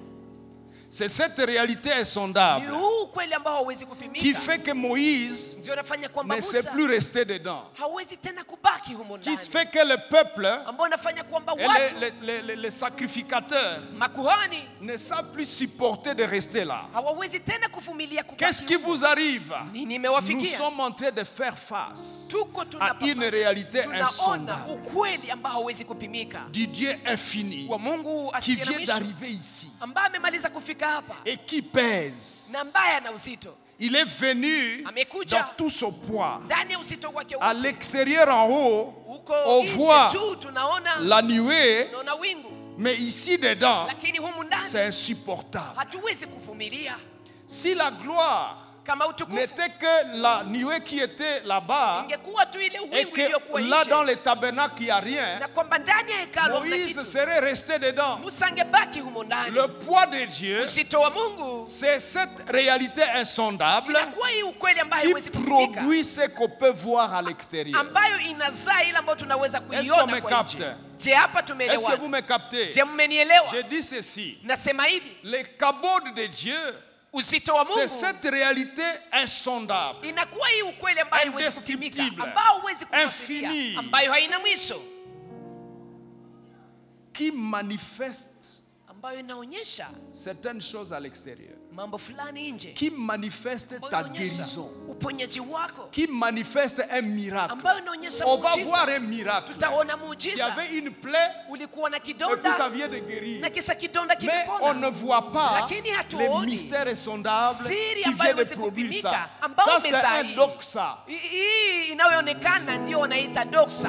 Lorsque tu te présentes ici Unapokuja hapa pour annoncer ton mariage avec kutangaza et ndoa les yako. amis viennent te faire porter des trucs au cou. na warafiki wanakuja kuvalisha maua kwenye shingo, Ce que nous voyons ici, hii tunayoiona hapa c'est le doxa. ni C'est la utukufu wa Mungu magnificence. unayoonekana. Ni Wow. uzuri. Wewe umepita mbele Bwana. Oh, tu es passé Alléluia. là devant, Acha tu as nikuvalishe présenté. haka kakitu. Je vais te faire porter ces fleurs. Mais le kabod, Lakini uzito c'est tous ces mystères insondables ni hizi siri ambazo haziwezi qui kupimika, viennent de faire que tu passes devant. ambazo zimefanya kwamba upite hapo mbele. Lorsque tu regardes ta vie Unapoangalia maisha et yako tu te souviens na unakumbuka de tel qui était venu, fulani alikuja il m'a viré.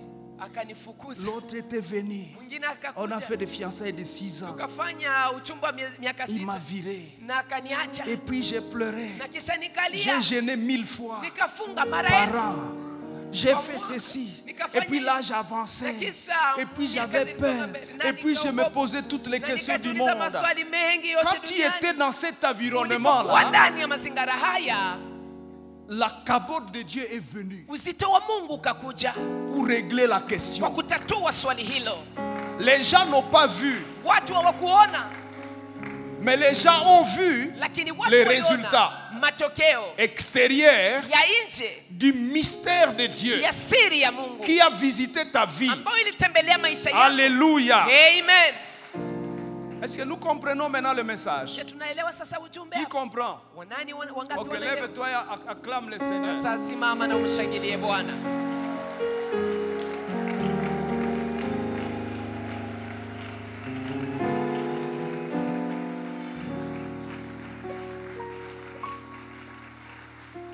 Alléluia.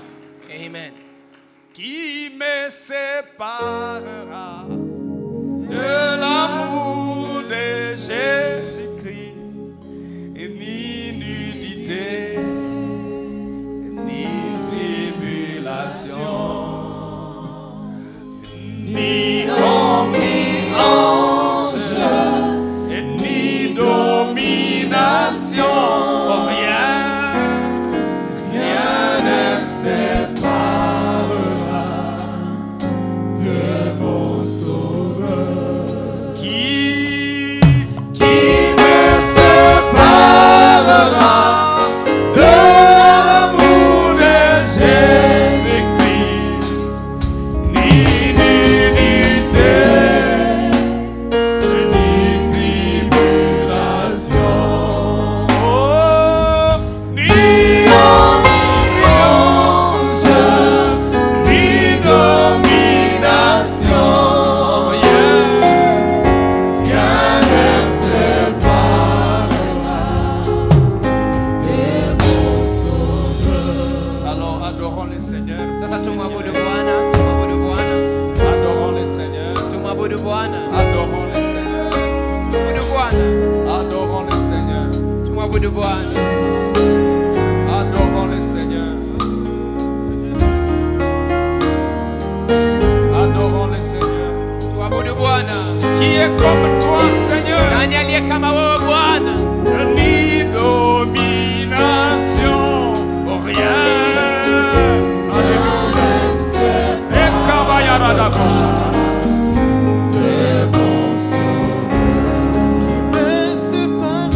Qui me séparera de l'amour de Jésus, Dieu immanent. Oh, ni tribulation, oh, ni ambiance, ni domination, rien ne me séparera de mon Sauveur. Bien-aimé, Nous voulons prendre quelques minutes pour prier. Tutachukua dakika chache kwa kuomba. Je voudrais t'aider à te localiser. Ningependa nikusaidie Suivez-moi bien. Nifuate vizuri. Tu as compris Umeelewa que Dieu ya kwamba Mungu est vraiment le Tout-Puissant. hakika ni Mungu mwenye uwezo wote. Donc, ni kusema du fait que Dieu est vraiment le Tout-Puissant, sababu Mungu hakika ni mwenye uwezo et wote, qu'il pèse na kwamba dans toutes ces composantes que nous avons partagées, ndani ya viungo vyake vyote tulivyo, il n'y a rien dans l'existence hakuna chochote ndani ya qui lui maumbile soit difficile ou impossible. ambacho Rien. ni kigumu ama ngumu. Un problème de foyer, Je ni shida ya unyumba, petit problème. shida kidogo. Un problème de santé, Shida ya afya, shida ndogo. c'est rien. Un problème de carrière, de chômage, Je ni shida ya kazi, unakosewa na c'est un kazi, petit problème. shida ndogo. Un problème d'épanouissement, d'expansion, Je ni shida ya kuendelea, d'abondance, kupanuka, ya un utele, problème de fruits, de fécondité. shida ya kuzaa. Nous avons les dieux tout-puissants. Il Tuna a dit, Mungu mwenye uwezo wote. sache Israël, Alisema ujue que c'est Israeli moi qui suis Dieu, ya kwamba mimi ndiye ton Mungu, Dieu, point. Mungu wako, nukta. C'est moi l'Éternel Mimi yawe qui suis Dieu, ndiye Mungu, ton Dieu. Mungu wako. Or, maintenant nous savons qui il est. Sasa tunajua yeye ni Nous nani. savons. Il y a Tunajua. encore beaucoup qu'on va apprendre de lui. C'est pas fini. Kuna vingi ambavyo tutaendelea kujifunza. Si Dieu nous donne la grâce. Mungu akitupa neema. Chers amis, Rafiki wapenzi, qui est-il grand montagne wewe ni nani mlima devant la mkubwa fille de Dieu, devant mbele ya le fils de binti Dieu? wa Mungu, mbele ya mwana wa Mungu?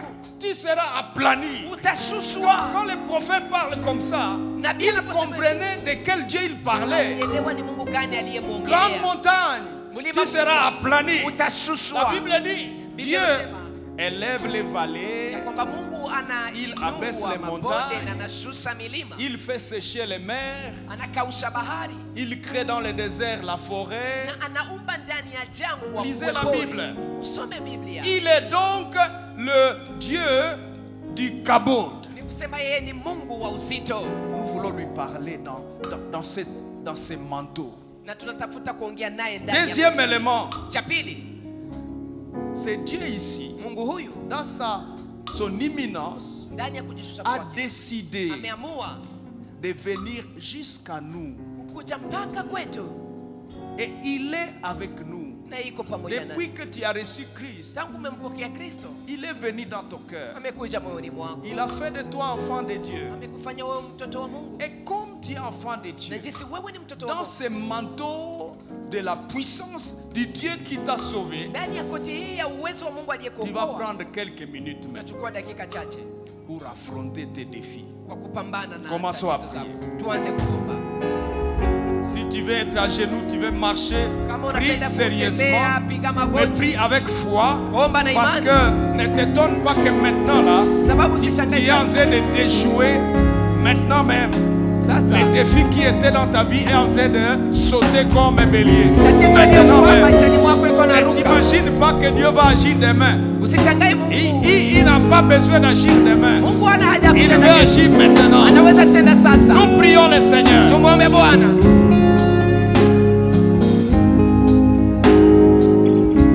Amayana bobo shakala baba.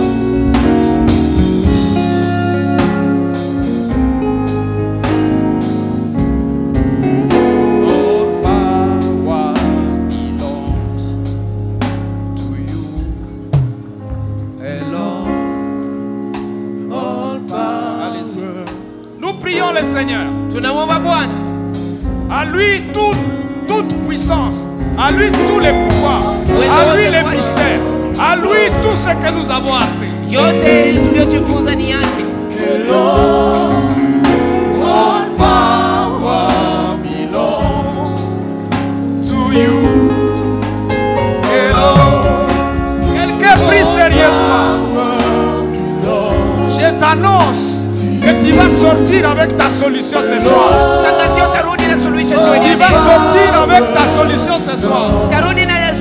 wako jioni ya leo. Quelqu'un prie sérieusement. Na mtu anaomba kikweli kweli. Eka ya gadaba ya boshaka. Ekere boraba ya ba. Ria karobo shete karaba. Eka takakoshi balabro. Quelqu'un a dit de prier le Dieu tout-puissant. C'est moi l'Éternel qui suis Dieu, ton Dieu. Je suis ton Dieu. Il dit que c'est lui ton Dieu. Il est mon Dieu. Tu es mon Dieu. C'est fini pour mes ennemis.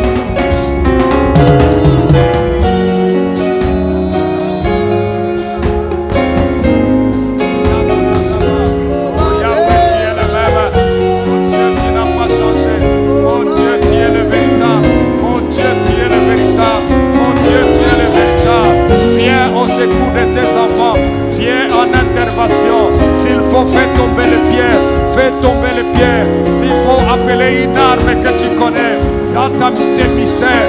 Oh Dieu, déploie tes mystères, déploie tes mystères, déploie tes mystères dans la vie de tes enfants. Là où le mari de cette sœur a été cloué, il a été enfoui. Ramène-les, tire-les de là, ramène-les. là où le travail de ta fille a été cloué, nous les déracinons. Au nom de Jésus, les ramenons. Au nom puissant de Jésus, là où cette maladie a été initiée, dans les hôtels maléfiques, nous détruisons l'origine de cette maladie. Nous détruisons l'origine de ce mal. Nous détruisons l'origine de cette maladie. Nous renversons les hôtels maléfiques. Nous renversons les hôtels diaboliques qui ont initié ces malheurs, qui ont initié ces célibats prolongés, qui ont initié ces malheurs, ces chutes, qui ont initié ces peurs, ces humiliations. Nous les détruisons à l'origine.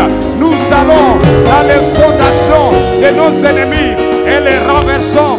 Nous allons dans les racines de nos ennemis et les renversons. Nous les détruisons au nom de Jésus. Nous brisons les barrières.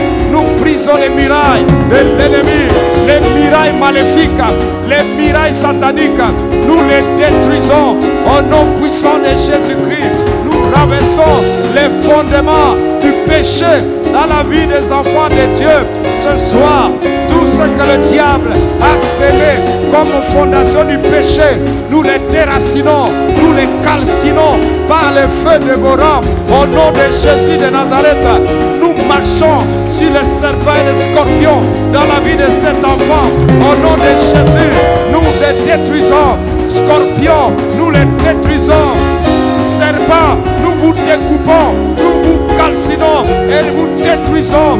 Serpents méchants, serpents de malheur, nous vous tuons et vous déchiquetons par l'épée de l'Éternel, par l'épée de la parole. Au nom de Jésus de Nazareth, nous proclamons la libération des captifs. Ce soir, dans cette assemblée, nous libérons les captifs par les noms puissants du Dieu Tout-Puissant, par les noms puissants du Dieu Tout-Puissant. Au nom de ta misère prend fin aujourd'hui. Ta misère prend fin aujourd'hui par la droite du Tout-Puissant, par le doigt de l'Éternel, la main du Dieu présent. Et Katakayabosha, Rekekereboshaya, Reketekeramaya, Lekerabosha Takera, Yesekeyada, Rezekotikodiaba, Senta la bola.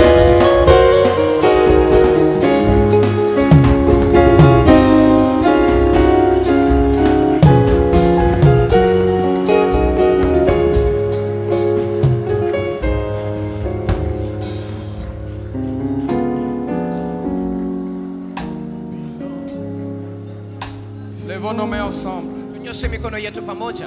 Prie avec moi. Omba pamoja nami. Dites Seigneur mon Dieu, Sema Bwana Mungu wangu, que ta gloire utukufu wako revienne dans ma vie ce soir. urudi ndani ya maisha yangu jioni ya leo. Merci de m'avoir enseigné. Asante kunifundisha. Merci de m'avoir ouvert les yeux Asante kunifungua macho pour percevoir ili nitazame ta gloire, utukufu wako, pour percevoir ili nitazame ta gloire utukufu wako chez toi. kwako. Ce soir, Jioni ya leo je te prie, ninakuomba, c'est celle-là que je demande. hiyo ndio naomba. Je demande cette gloire-là, Seigneur. Naomba huyo utukufu Que Bwana. cette gloire-là Hiyo utukufu revienne dans ma vie. irudi maishani Que mwangu. cette gloire-là Hiyo utukufu vienne ije dans ma vie ndani ya maisha et yangu. écrase mes ennemis, Na et yangamize écrase mes défis, et écrase mes défis. Au nom de Jésus-Christ, jina la que Yesu ce poids kabod Hii uzito dont tu possèdes ambao uko nayo vienne élire domicile ije ikae dans mon cœur, ndani ya moyo dans wangu, mon esprit, ndani ya akili dans mon yangu, corps, ndani ya mwili et que wangu. tout ce qui est contraire yote ambayo ni à ma kinyume, paix, tout ce qui est contraire yote ambayo ni à ma kinyume santé, na afya tout ce qui est yangu, na mali contraire yangu, yote à ambayo mon ni avenir kinyume, de gloire, na ujao wangu wa tout ce qui est utukufu, contraire yote ambayo ni à mon kinyume, épanouissement, kwa kuendelea tout ce kwangu, qui est contraire yote ambayo ni à tes kinyume, projets, kwa miradi zako, soit écrasé, iangamizwe, soit écrasé, iangamizwe, soit écrasé. iangamizwe. Prie le Seigneur, Omba Bwana, prie, omba. écrasé. Cite cette chose, Angamiza. écrase-la, Angamiza. que les représailles divines, les représailles Mashambulizi divines za Mungu viennent contre tes polypes, zinakuja les kupiganisha. représailles divines viennent contre tes allergies, Zinakuja représentants divins viennent contre tes folies. Les représentants divins viennent contre ton humiliation. Les esprits qui t'humilient, les représentants divins viennent contre ta pauvreté. Les représentants divins viennent contre les méchants qui ont détruit ta vie. Les représentants divins viennent contre ceux qui se lèvent contre toi. Qui est une grande montagne? Je te crase, je te crase, je te crase, je te crase, je te crase, je te crase. Au nom puissant de Jésus, au nom puissant de Jésus, au nom puissant de Jésus.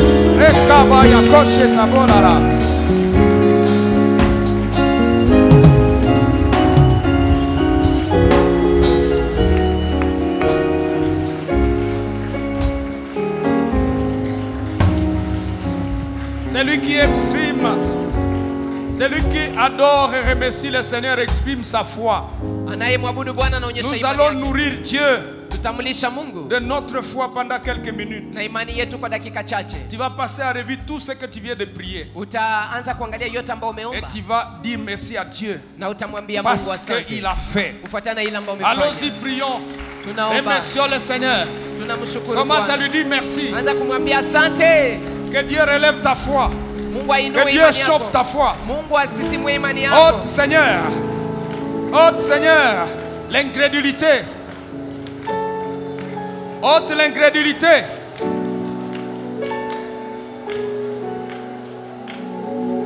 Remercie le Seigneur. Mshukuru Bwana.